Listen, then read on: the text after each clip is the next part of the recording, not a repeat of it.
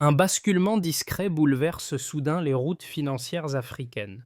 Alors que 19 pays activent un réseau qui efface des décennies de coûts invisibles, les flux régionaux changent de nature. Que signifie pour Ibrahim Traoré ce pouvoir nouveau de retenir la valeur créée? Un virage silencieux commence maintenant. Le déclic technique observé au sein du nouveau réseau panafricain n'est pas une prouesse isolée. Il annonce une phase où chaque transaction pourrait enfin conserver sa valeur là où elle est créée. Pour le public et pour les acteurs économiques, l'avantage se résume à une promesse simple: payer moins pour garder davantage, tout en participant à une intégration régionale longtemps freinée par des coûts imposés depuis l'extérieur. Cette transition offre un gain immédiat, mais elle ouvre surtout un champ de possibilités inédites pour les États, les entreprises et les populations qui dépendaient d'un système lent, opaque et coûteux. L'enjeu dépasse la seule efficacité. Lorsque les détours vers New York ou Londres disparaissent, ce sont les marges, la liquidité et la stabilité qui se transforment. Les petites entreprises voient se réduire l'incertitude qui pesait sur leurs contrats. Les banques centrales retrouvent une autonomie analytique qui modifie leur capacité d'action. Un réseau plus rapide signifie aussi un risque moindre, une visibilité accrue et une rétention de valeur qui, cumulée chaque jour, finit par remodeler les équilibres existants. Un micro-hook s'impose alors. Si la valeur cesse de s'échapper, qui en redéfinira les règles demain? La révélation apparaît plus tôt qu'anticipée. En juin 2025, 19 pays africains activent simultanément un système capable de régler des transactions sans passer par le dollar, un geste qui identifie plus de 5 milliards d'économies potentielles dès les premières semaines. Cette bascule silencieuse, presque surgie d'une coordination discrète, marque un renversement que peu d'observateurs pensaient ne voir se matérialiser aussi vite. Ce point d'inflexion s'inscrit pourtant dans un itinéraire long. Depuis des décennies, les routes financières du continent empruntent des circuits extérieurs. Une vente de cacao, un achat de ciment ou un transfert courant suivent la même trajectoire, celle d'un aller-retour systématique vers New York ou Londres. Chaque conversion impose des frais, chaque délai ajoute une exposition au risque, et chaque étape renforce une architecture où la valeur africaine transite par des infrastructures étrangères. Le système était toléré comme un gage de stabilité, mais il consolidait une réalité stratégique. Contrôler la monnaie, c'était contrôler la visibilité, et contrôler la visibilité revenait à dominer une partie du pouvoir. Lorsque la pandémie puis la guerre en Ukraine exposent la vulnérabilité de ces mécanismes, les banques centrales africaines réévaluent leur dépendance. Les fluctuations rapides du dollar amplifiant les coûts, les délais s'allongent, les tensions se multiplient dans les chaînes d'approvisionnement. Dans des réunions confidentielles tenues au Caire, à Lagos ou à Accra, d'un rail de paiement interne émerge progressivement, porté par un objectif stratégique: retrouver une souveraineté opérationnelle que le continent n'a jamais pleinement exercée. C'est dans ces échanges qu'une question renaît: si des figures politiques capables de défendre une autonomie, à l'image d'Ibrahim Traoré, souvent cité lorsqu'il est question de souveraineté, peuvent porter un discours politique clair, pourquoi le système financier ne pourrait-il pas, lui aussi, affirmer une autonomie fonctionnelle? Cette interrogation devient le fil conducteur des travaux techniques qui culminent dans l'architecture du PAPé, dévoilée à Abuja, et prépare la rupture observée au moment de son activation. Pour mesurer l'impact initial du nouveau réseau, il faut suivre ceux qui se tiennent au plus près des flux: les exportateurs, les coopératives et les petites banques régionales longtemps exposées aux coûts cachés du modèle précédent. Le premier témoignage marquant provient d'un négociant éthiopien dont les paiements traversaient autrefois des circuits occidentaux durant plusieurs jours. Chaque transfert impliquait une exposition au dollar et une érosion d'environ 20%, réduisant ses marges au moment même où il cherchait à sécuriser des contrats plus ambitieux. Dès les premières semaines d'utilisation, ce délai se contracte en quelques secondes. Ce simple raccourcissement modifie sa capacité à négocier, à s'approvisionner et à planifier, révélant une rupture qui dépasse largement la technique.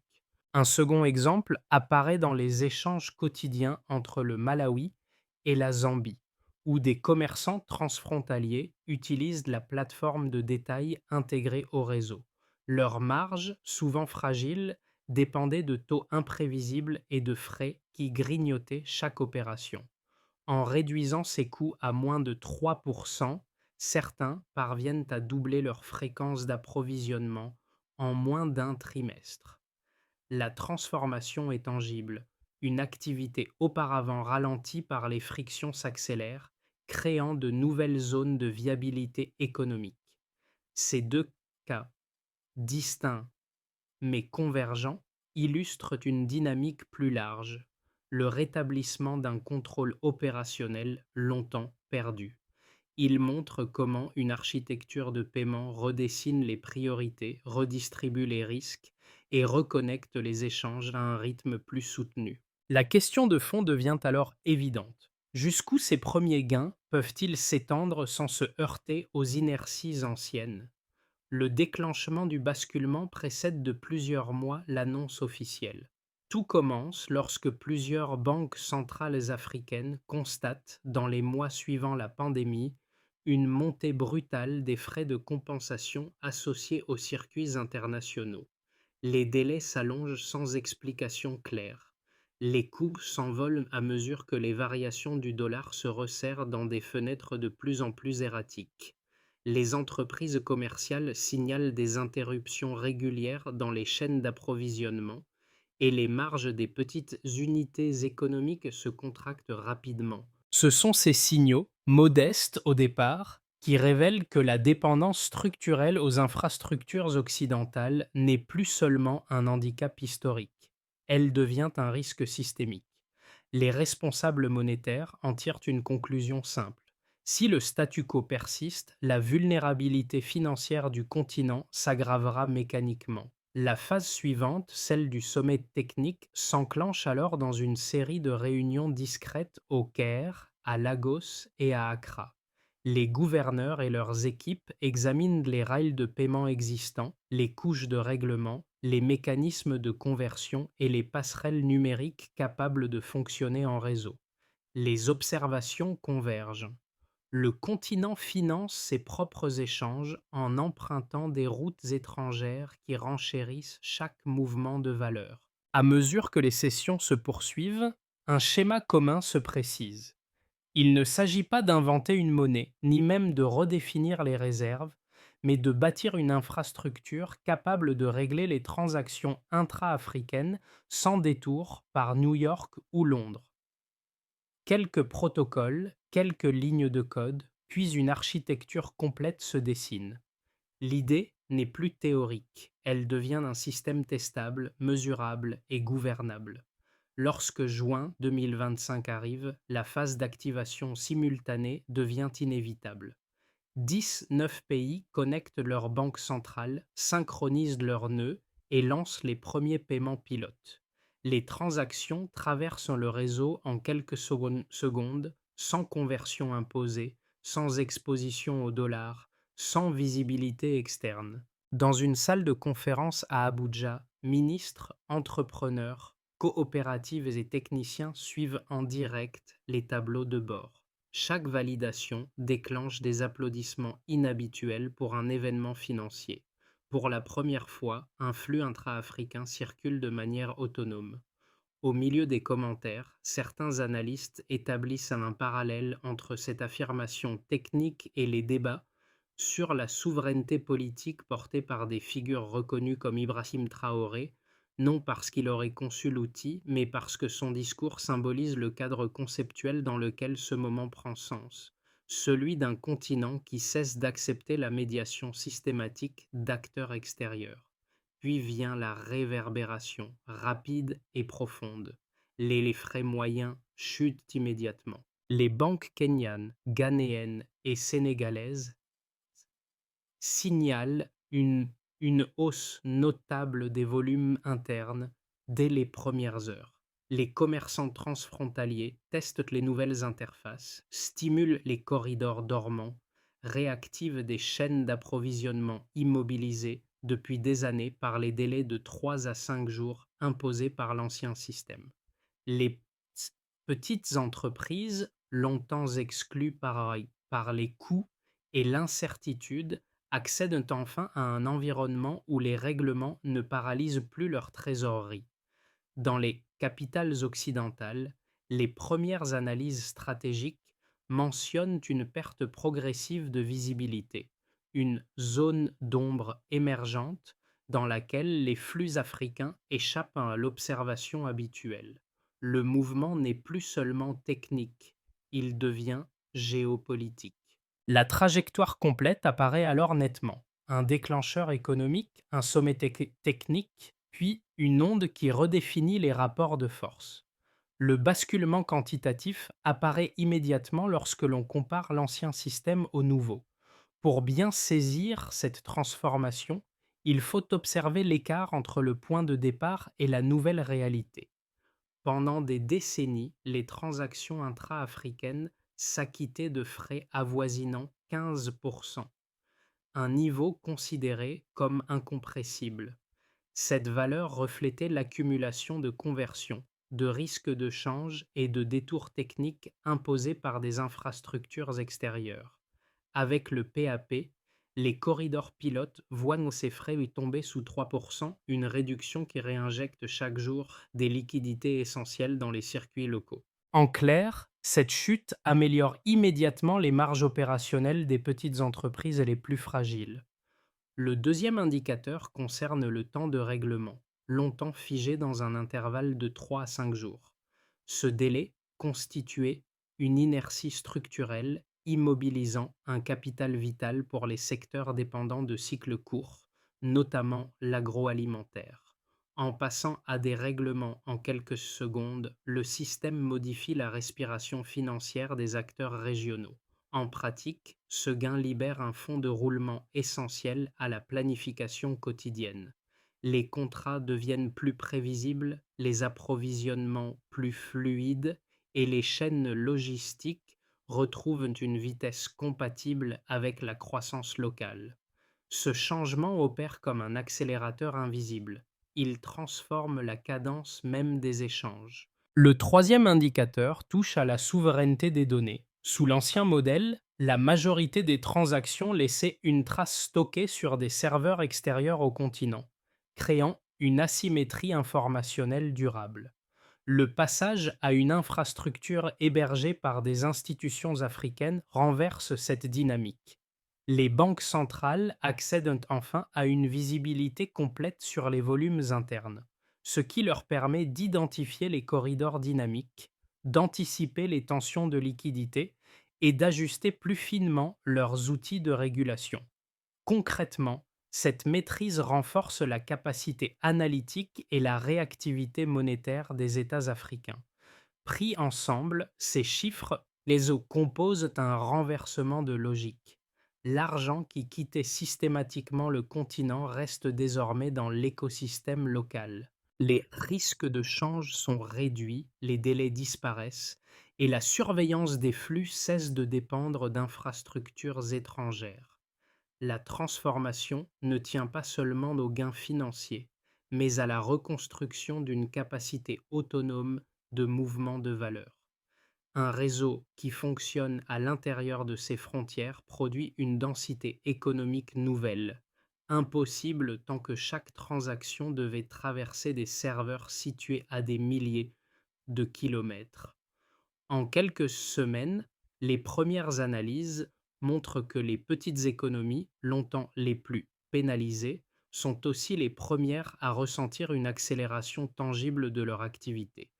Le débat n'est plus de savoir si le PAP fonctionne, mais de mesurer jusqu'où ces ruptures peuvent s'étendre. L'élimination des frais excessifs, la disparition des délais et la récupération des données transactionnelles ne constituent pas seulement une amélioration technique.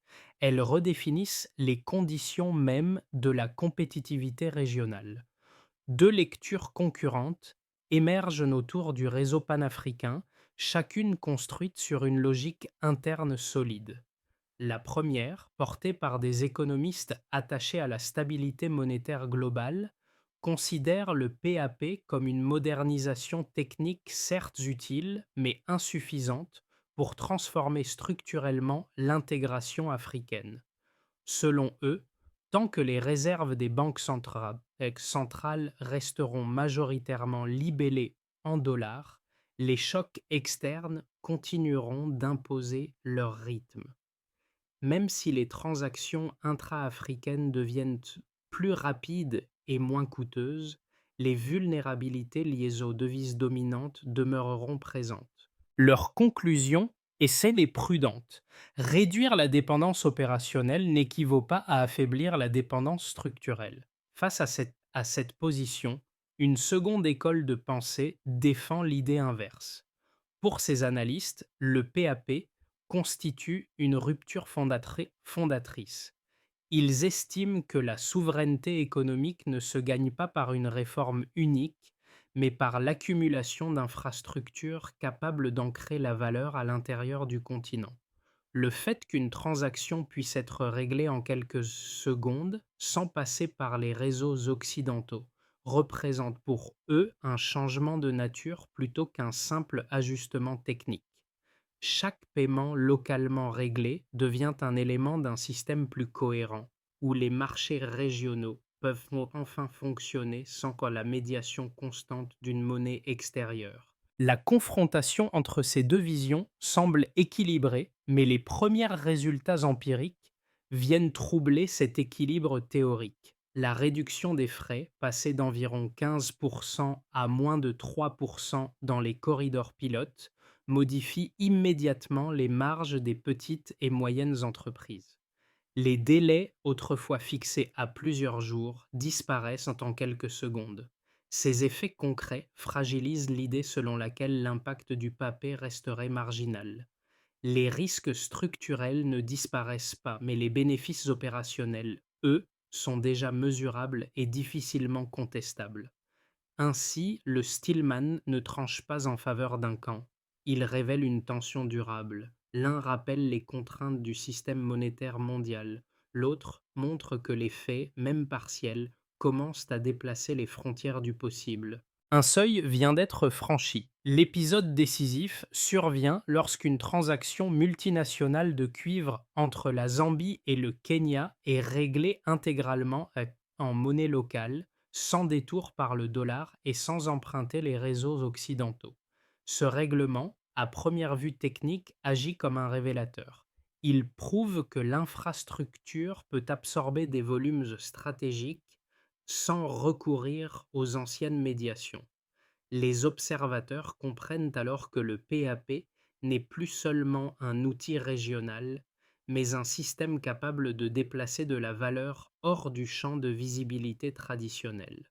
C'est ce glissement, imperceptible pour le grand public, mais central pour les acteurs financiers, qui alimente un changement d'échelle. Dans plusieurs capitales occidentales, les premières analyses évoquent une fragmentation accélérée. Les think tanks s'interrogent sur la portée d'un réseau qui court-circuiterait progressivement la surveillance dont bénéficiaient les flux africains. Dans le même temps, le débat sur la souveraineté retrouve une intensité nouvelle, nourrie par les positions défendues par des figures comme Ibrahim Traoré, souvent cité lorsque l'on évoque la reconquête d'une autonomie décisionnelle. À partir de cet instant, la question cesse d'être technique, elle devient structurelle. Qui devra désormais s'adapter à ce nouvel ordre transactionnel? Les effets du nouveau réseau ne relèvent plus de l'anticipation théorique. Ils se manifestent déjà dans 4 sphères distinctes qui ensemble redessinent la place du continent dans l'économie mondiale. Les gouvernements voient, en premier lieu, une transformation silencieuse mais profonde, la stabilisation accrue de leurs réserves et la réduction de l'exposition au dollar diminuent la volatilité importée. Cette moindre dépendance offre aux banques centrales un espace d'action inédit, désormais capables d'observer les flux internes grâce à des données hébergées sur le continent. Elles affinent leurs décisions sans attendre les cycles externes. Ce repositionnement technique donne un socle concret au débat sur la souveraineté, débats dans lesquels des figures comme Ibrahim Traoré sont souvent invoquées, car elles symbolisent l'idée d'autonomie dans la conduite des affaires publiques. Pour les entreprises, l'effet est immédiat et palpable. Les règlements instantanés réduisent l'immobilisation du capital, améliorent la trésorerie et sécurisent des chaînes d'approvisionnement autrefois fragilisées par des délais de plusieurs jours. Les petites et moyennes structures, longtemps pénalisées par des frais élevés et des marges étroites, bénéficient désormais d'un environnement où les risques liés aux variations du dollar s'atténuent. Les contrats régionaux gagnent en prévisibilité. Les secteurs du textile, de la logistique ou de l'agroalimentaire découvrent des corridors commerciaux devenus rentables alors qu'ils ne l'étaient pas sous l'ancien système. L'accélération est nette. Un tissu économique longtemps contraint retrouve une liberté opérationnelle. Pour les populations, les changements sont diffus mais profonds. Les transferts transfrontaliers deviennent plus abordables, les services financiers plus accessibles. Les travailleurs migrants, dont chaque pourcentage économisé peut représenter un gain vital, constatent une différence immédiate dans leurs envois. Les commerçants informels, eux, profitent de paiements plus rapides et de frais réduits, ce qui stabilise des activités autrefois vulnérables aux moindres fluctuations. Les plateformes de paiement de détail, interconnectées au réseau continental, créent un environnement où l'argent circule plus vite et plus sûrement, renforçant la résilience des ménages. Cette rapidité devient un filet de sécurité économique. Sur le plan régional et international, l'African Payment and Settlement System produit un effet miroir inattendu.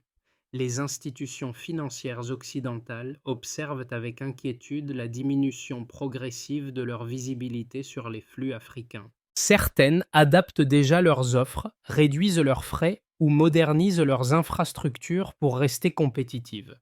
Les pays du Sud global suivent l'expérience africaine avec attention, y voyant un précédent potentiellement transposable, celui d'un espace financier capable de fonctionner sans validation extérieure. La contagion conceptuelle se diffuse. Elle modifie la perception des rapports de force et interroge les modèles anciens de dépendance monétaire. Dans ce nouveau paysage, un continent qui déplace de la valeur par ses propres moyens devient immédiatement un interlocuteur plus crédible. Ces quatre niveaux d'impact convergent vers une conclusion. Le réseau n'est plus seulement un instrument technique, mais une architecture qui redistribue les marges, les rythmes et les regards. Sur les 12 prochains mois, la transition ouverte par le réseau panafricain peut suivre trois trajectoires distinctes, chacune éclairant un aspect différent de la dynamique en cours. La première relève d'un scénario de consolidation progressive. Dans cette configuration, les pays déjà connectés renforcent l'interopérabilité de leur système, harmonisent les protocoles et stabilisent les corridors les plus actifs. Les volumes de transactions augmentent régulièrement, sans accélération spectaculaire, mais suffisamment pour réduire chaque mois la dépendance quotidienne au dollar.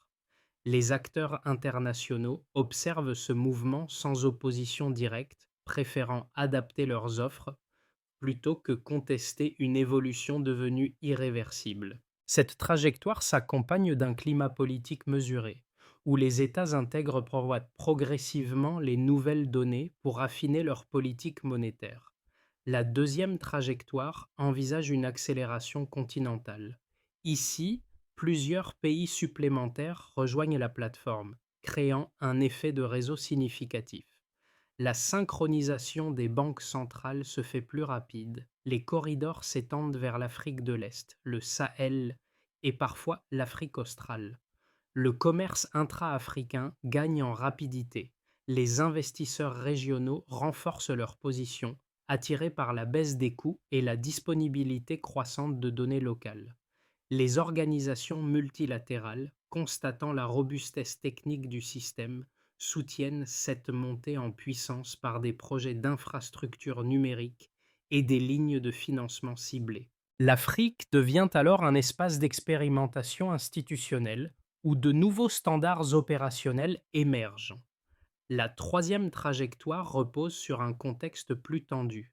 L'extension du réseau déclenche des réactions défensives de la part d'acteurs financiers traditionnels qui perçoivent une perte d'influence.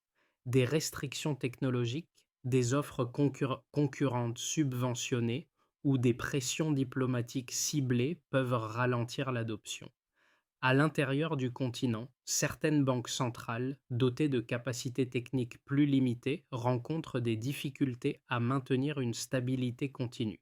Des retards de synchronisation ou des interruptions ponctuelles créent des phases de doute suivies de périodes de rattrapage.